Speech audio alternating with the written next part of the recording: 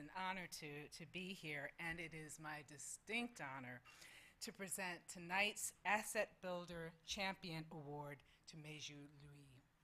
I first met Meizhu years ago when she was the director of the United for a Fair Economy.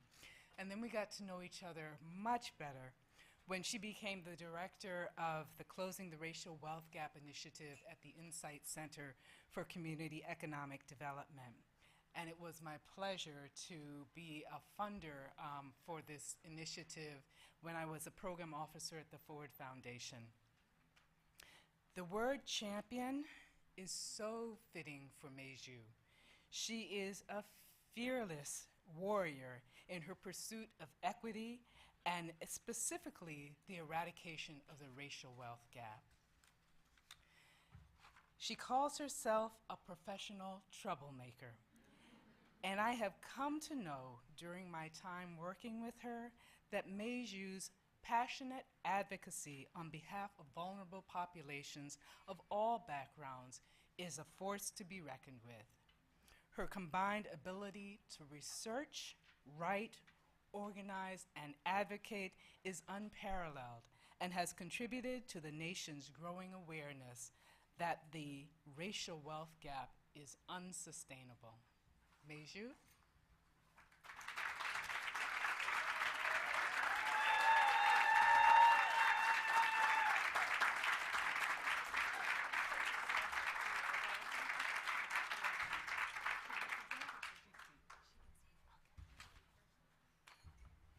Hello, everybody. So good to be here. I am retired now, and actually I understand retirement now is hanging out a sign that says, "We'll work for free."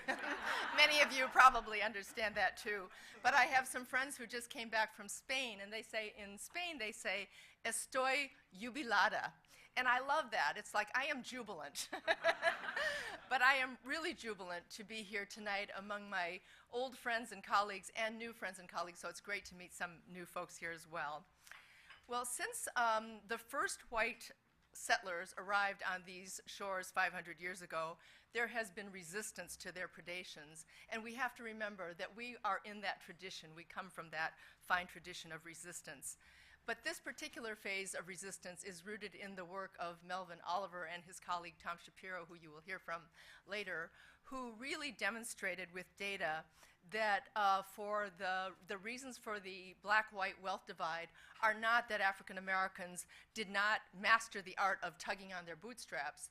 It was that white families, generation after generation, were given pairs of boots, whereas Africans were left barefoot and often had their feet chained together.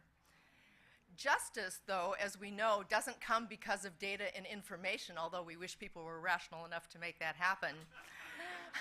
It comes from organizing.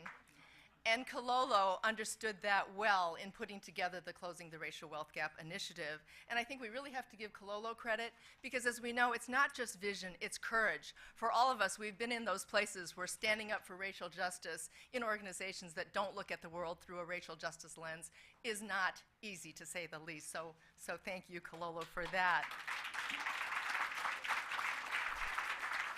The first gathering of the Closing the Racial Wealth Gap initiative was in 2004, and the goal of that was to put together a network of experts of color. And it was not to be just academics, although we need them. It was not just policy wonks, although we need them. But it also included community practitioners and organizers, people like Michael Roberts, who really understand how assets are defined by the people on the ground in their communities, how they have been lost, and how they are to be gained. So, for example, from the American Indians, we understood that wealth and assets is not accumulation as it is for many other cultures. It's about stewardship, and that was a real revelation for many of us. So with that kind of coalition, I think that was part of the key to our success. So since 2004, so much new research has been generated. When I wrote The Color of Wealth in 2006, you couldn't find any Asian data at all. And now, also with the creation of the National Asset Scorecard, which is done by researchers of, by, and for communities of color.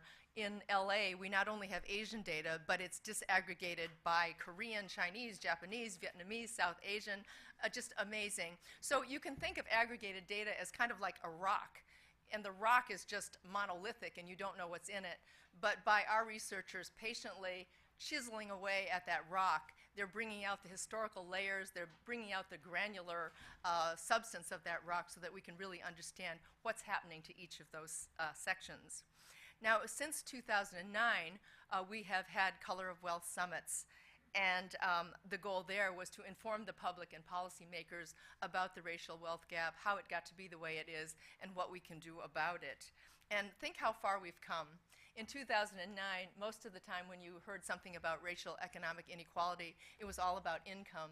But now whenever I hear something on the radio or read something that's written, the wealth gap is always mentioned, and many of your research is included in those articles. So we've really come a long way. But let's also survey what the road ahead looks like briefly here. What are the conditions facing us? First, there are some good conditions. Our young people are in motion, and as we know very well, that power concedes nothing without a demand, and they are demanding. So we have the Black Lives Matter movement, which is refusing to be included in the new Jim Crow. We have the Latino Dreamers, young people who are insisting on their right to contribute their talent and their energies to this country and to be able to have the same opportunities as young people born in the United States. There's the Fight for 15, a very just demand to raise the minimum wage. So these are all wonderful, positive developments. Also on the international front, at the time that Black Wealth, White Wealth was written, and I think in that book reparations was mentioned, but that seemed like a really far-fetched and marginal idea. But now the Caribbean countries have united to demand firmly and respectfully their right to reparations. And I think that their countries also based on colonialism and on enslavement are similar to the situation here, and that will help our struggle as well. So what I'm saying now is that we need to be bold. It's a time when we can work with others to surge forward. Now is not the time to pull our punches, but really put out some bold and audacious ideas. Who thought that $15, more than twice the minimum wage, was a reasonable demand? I'm sure their elders said to them, oh, you know, be reasonable. But they weren't, and it is paying off. Now, you know, as wonderful as this is, we also know that we cannot be complacent. Many times, white people seem to take democracy for granted, or they think that progress is automatic and inevitable. I think people of color know that that's not true. And as we look around, there are some big problems as well. First of all, the racial wealth gap is still growing. In that LA report, African American families in LA had only 1 penny to the dollar owned by the typical white family. The neoliberal agenda, which is about privatizing and removing public services, is still ascendant, and it doesn't show any signs of abating. The remarketing of the bootstrap myth is going on. There's also the rise of the new Confederacy in the South. Open assertions of white supremacy, demonizing people of color, attacks on previous gains such as workers' rights and voting rights, promoting states' rights and trying to undercut the power of the federal government. This movement is strongest in the South, as it often is, but as the South goes, so goes the nation still holds true, and unfortunately, their ideas find resonance in the rest of the country. So, you know, we see this kind of attack going on, and as we're in this election season, I think we're all really kind of holding our breath to see what happens. So what is our roadmap? First of all, first and foremost, we have to defeat the ideas of the new Confederacy and demand what some are going to call a third Reconstruction. Unfortunately, after the Civil War and after the Civil Rights movements, those first 2 Reconstructions really only lasted a decade apiece, and then we saw the gains rolled back. So this time around, we're going to have to keep our hands on the wheel even after we've won some victories, and not let go. What this group needs to do is to continue to grow our network, which I see is happening, strengthening our media voice, continue to produce data, put forward bold ideas, unite with all who can be united with, and build institutions in the South. And here a shameless plug for the Highlander Center, which is where Rosa Parks met with other activists in the civil rights movement and figured out how to kick off the civil rights movement. We need those gathering spaces, particularly in the South. So I think that what you all are putting together, I would call a Jubilee agenda, as in the Bible when they talked about, every 50 years redistributing wealth again. That's what we're asking for now, a Jubilee agenda with baby bonds for kids, early childhood education, full employment, better retirement security, particularly for women, targeted investments in communities of color. So we have an agenda for redistribution of assets, giving everyone a chance to start fresh, giving everyone the opportunity to prosper. So let's walk that road with courage, creativity, determination, and fun, which we've always had here, as Christine reminded me, to build a jubilant future for all so that every single person can say, estoy jubilada. Thank you.